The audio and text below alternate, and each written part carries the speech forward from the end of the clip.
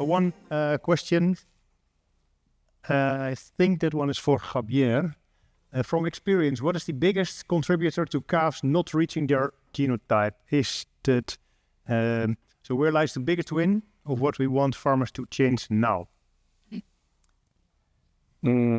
Colostrum protocols, making sure calvings are attended, colostrum is gathered and applied according to best possible practices. After that, it will be the level of feeding. Okay. Then another question for you, Javier. We were first talking about kilos of milk. That is my question, sir. Okay. We were first talking about kilos of milk. Now we talked about the composition of the fat. I'm quite curious, okay, what is next, what you're looking at in development? Yeah. Well, calves first responded to the total of milk because we were running an starvation model. So it's very easy to get them to respond when you actually start feeding them above their maintenance. Then adjusting the composition so that the forms of energy they're getting is more aligned to what they are intended to get from that idea of signaling. And you hear that more and more in human nutrition. So you get calories, but what form of calorie are you getting? Mm-hmm. What fraction of those calories that you're consuming are fat? What fraction are calories, are carbohydrates? So fixing that was the next step. The implementation of that restoration is very limited. So we get, of course, a lot of farmers using high-fat milk replacers nowadays, but it is still a massive minority. Then looking into protein characteristics, thinking about the digestion process that we've been discussing since forever. That's, of course, a factor, and that's the classic question about the quality of protein, being that skim milk or whey, but the quality of fat is not discussed enough. So we get milk replacers that contain fat, and fat comes from a fat concentrate, but it can be, that fat concentrate can be manufactured in many ways. And according to the sources of fat, you get better or not so great alignment with milk fat or the needs of the calves. Something as simple, I mentioned it very briefly, but we ran an experiment with University of Wales with unsaturated fat, mm-hmm. and another one on omega-6, omega-3. There the differences were very large on the negative side of things. Then we also did things restoring medium chain fatty acids, and the implications were huge. So what I mean is that every step gives you a benefit, but of course there is a law of diminishing returns because the first steps are so huge. Just restoring colostrum and level of feeding is so obvious and so big, but then the closer you get to getting calves to be fed the way they're meant to be fed, we're going to get to a point that the improvements are going to be marginal, but we're so far from this point that, Okay. Yeah. Thank you. And for Jan Ming, the question, how do we guarantee the active ingredient content in plant extracts to deliver the results you mentioned? And because you mentioned a very promising development, mm-hmm. But rolling out such an innovation, how do we guarantee the amount of active product in there? It's a great question. Certainly, you often see an inconsistency in terms of the product over time, especially. So when we first start this, we were not just playing inside our own lab. Actually, we start right away with a producer of Nutraco to co-develop this product. The quality system is also in place. That process of extracting the active ingredients, the process of that ingredient is fixed once the product is developed. So they have to meet the quality criteria set there by us. The good thing is this is a Nutraco producer. They have to follow the quality system of Nutraco. We're not going there buying this material or another material from different suppliers. No, this is a Nutraco producer. So they have to guarantee the materials will be meeting the criteria there. Okay, yeah. Thank you. Sure. Eile, more milk is more growth. The heifer will be able to have rumen ready by weaning. No growth loss after weaning? The later you wean, the less problems you will have on that one. So our program is basically going to 10 to 12 weeks, where after 8 weeks you gradually move down from milk. And when you move down from milk, calves, and if you then also before that already provide a good calf starter and fresh water and some forage, things will manage by themselves. The whole weaning thing is a problem when you wean early and abrupt. And when the more intensive you feed, you also need to take into consideration, you need to, so the time you need to from the highest level of milk towards almost stopping, you need 1 or 2 weeks longer. Yeah. But if you do that, calves will, if on a weight basis, they will even grow during weaning, because when they start eating a compound feed, their rumen will get more like filled, and you see them going from a kilo, 1.1, 1.2 kilo a day at an age of 10 to 13, 14 weeks. So if you do it right, it will be giving even much less weaning stress. May I add to that? Because in the past we've emphasized very much the importance of the development of the rumen wall. This has been an argument for many years about grain feeding and withdrawal of milk, so early weaning.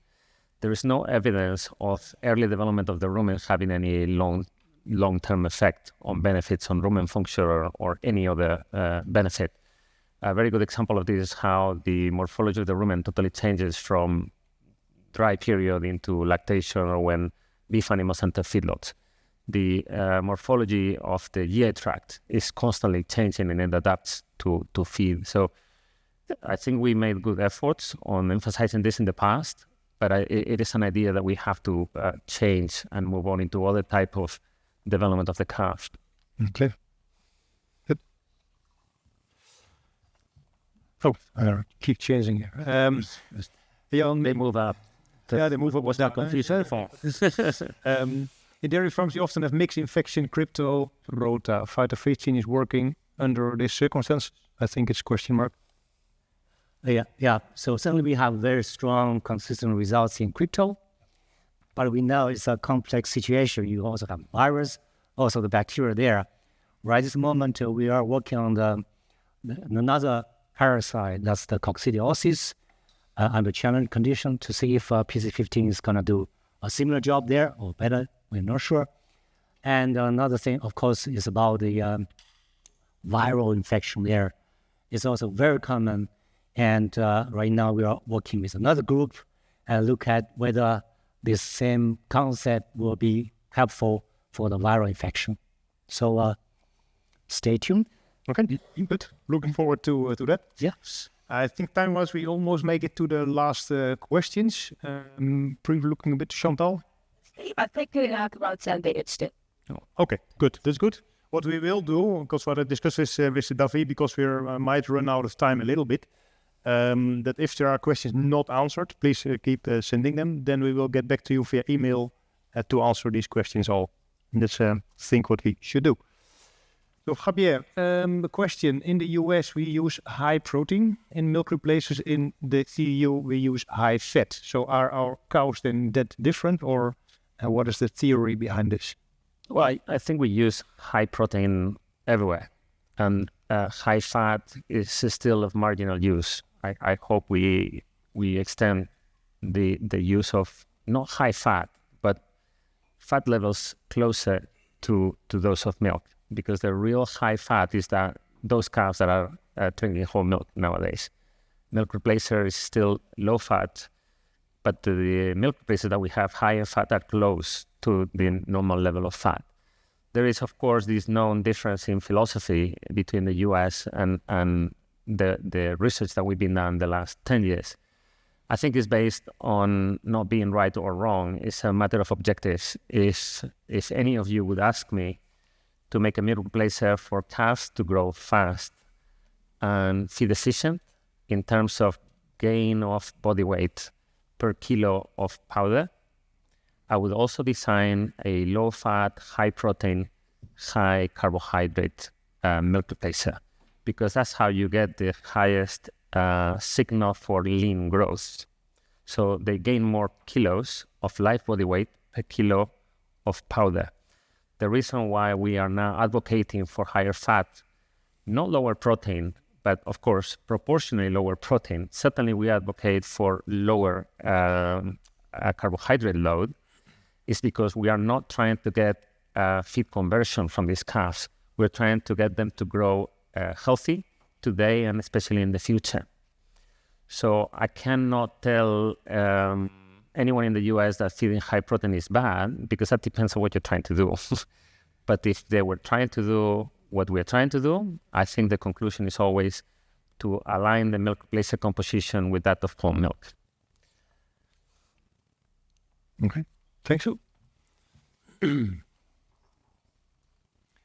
I think that's for Fabienne also. How did the dogma of starving cows become the dominant global strategy of rearing calves? Put very black and white. Did I like the question? I don't think it's a dogma. I think it's the natural consequence of this being a dairy system. Years ago, I used to use a slide about how we came to feed calves the way we did or we do, and it comes from milking that cow and suddenly having less milk to give to this calf. When cows were not selected for milk production, it was us or them. And then it came to a point that we started making cheese, and then it was very easy to give the whey to the calves, and they grew well on that whey because it has a lot of sugar and a lot of proteins. So it's not so unnatural that we ended up feeding something that is closer to whey than to milk to calves. It's the natural development of the dairy system in the last 10,000 years. It has been the recent realization that those practices come at a cost in the long-term economic and environmental sustainability of the system. But also the questioning on the idea of not giving feed to calf, what I joked about before, taking arguments away from the vegan lobby, right? There is enough nutrients to give to those calves. They should not be hungry. And when they're not hungry, they pay the investment back. So why not do it? So we should not say we just did something very bad because of whatever reason. It was natural that in the connection with cows and milking cows, this system developed. But of course, it's never late to improve it. I'm not saying fixing it, but improve it into something better in this new era of dairy production. Okay, thanks. Then the $1 million question, fresh milk versus calf milk replacer. Dangerous question here. Cost aside, what's going to give you the better calf? The question to me? Or, start with you, maybe. I'll briefly say that whole milk is nutritionally the best you can give to a calf. And our colleagues, I mentioned them before, that work on baby nutrition would not dare to say that breast milk is not as good as infant formula. Now, in the dairy system, there are plenty of reasons why to use milk replacer as compared to whole milk from the cow. There are many practical and economic reasons that Aile can explain a lot better than me. But from a resource perspective, the reason why we milk cows is because we want their fat. And we even selected them, we modified them to produce a lot more milk fat and a lot more milk. So replacing that fat by other less valuable to human nutrition fats, it's a huge opportunity, purely on resource efficiency, and the nutritional costs for the calves don't need to be so big if we do it well. So if we look only for the calf, the nutrition and the resources, it makes sense to feed milk replacer.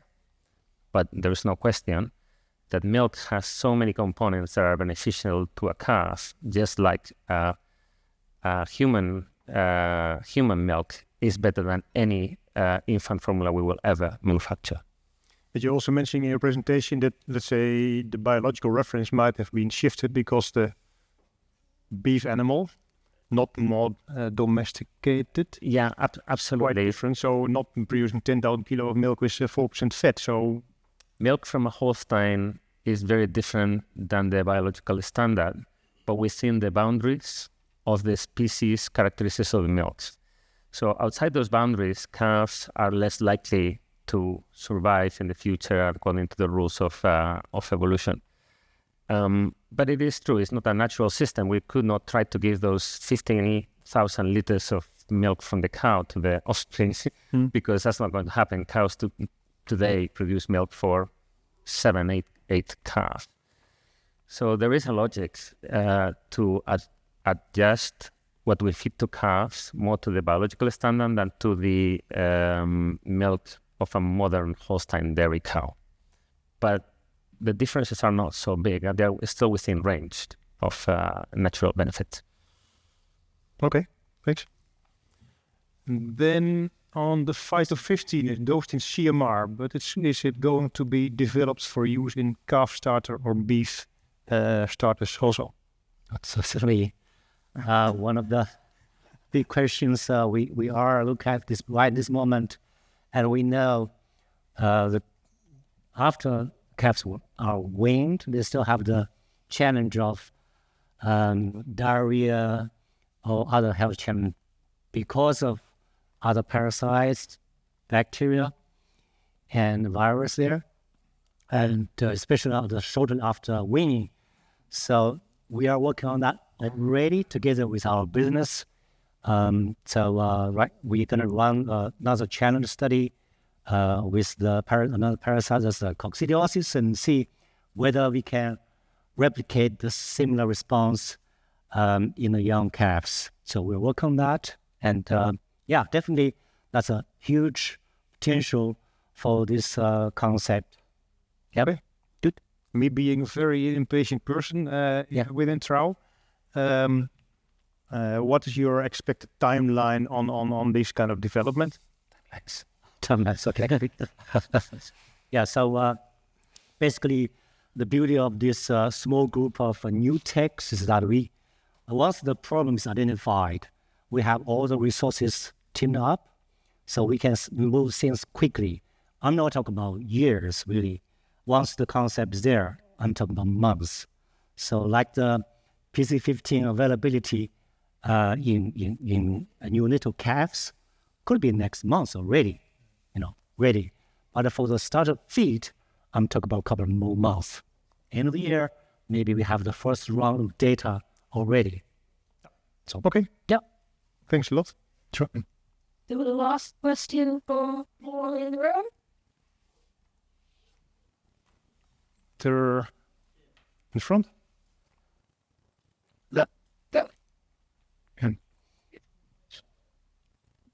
Okay, for the coccidiosis for Dr. Han, how could you avoid, for this 5-15, the seasonal variation between the plants when they're mixed together, and sometimes there is antagonism rather than synergism. Thank you. Yeah, thanks. So again, as I said, everything is internal, and that's why NutriCo opened this Garden of the Future. Everything is handled by that team. Of course, season to season, batch to batch, you will see variations, but because of the production, the extraction, production, every step is internally controlled and monitored. And let's say for one ingredient, we monitor the key ingredient to make sure it's meeting the criteria and before it's mixed into the final concept. So that certainly is one thing. We are crazy about that, and we want to make sure we have a very consistent product on market. Okay, yeah. Good. Thank you. Yeah. I was strongly suggested by Chantal to have these two last questions asked. So, starting with the first one, what kind of bypass fats do you use in calf starter feed? Because you mentioned it briefly, Javier.